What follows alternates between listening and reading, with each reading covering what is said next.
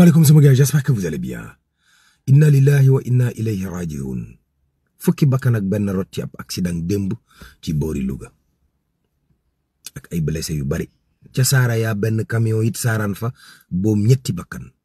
El Malick Ndiaye daal ne buñ fi tàmbalee appliqué code de la route bu bees bi ngir rek waay bu benn sénégalais ñëw naan nañu dawal yërmande ak nañu jàppale nit ñi parce que lu ci bari ci lii xew ci accident yi tali bi reewande la. waaw ok 402 ndaw ñoo nekkoon ci ay gaalu loo ca doon def Barça mbaa Barsaq marine nationale intercepté leen teg leen loxo wàññi leen képp kuy jël sab xaalis di ko def ci ay gaalu loo ca jàppal ne daanañ la jàpp nga perte sab xaalis musiba naaru laay la. président de la république Bassirou Diomaye Diakhar Faye wax na ñaata la am moom président de la république bu Sénégal bi bari nay bor lool lim yorel banque waaye mu ngi fay ndànk-ndànk.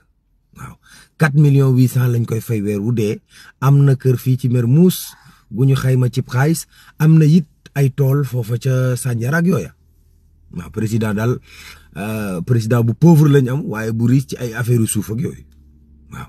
déclaration de politique générale bu Sénégal moom moo tere ay milliards yu bari dugg te Ousmane Sonko la ñuy néggandiku muy néggandiku waa assemblée nationale néggandikoonte yaa ngi bëgg a bëri foofa loolu temps la. waaw Kaolack Domitex ka Serigne Mboup jagal na ab usine boo xam ne ci wàllu coton lay yëngu te war naa jël 4000 jeunes gàcce ngaalaama jokkoo njal foofu baax na. léegi sama question mooy Aliou Cissé du 30 millions lay fay président 4,800,000 man de course laa war a nekk président moom baax na rek.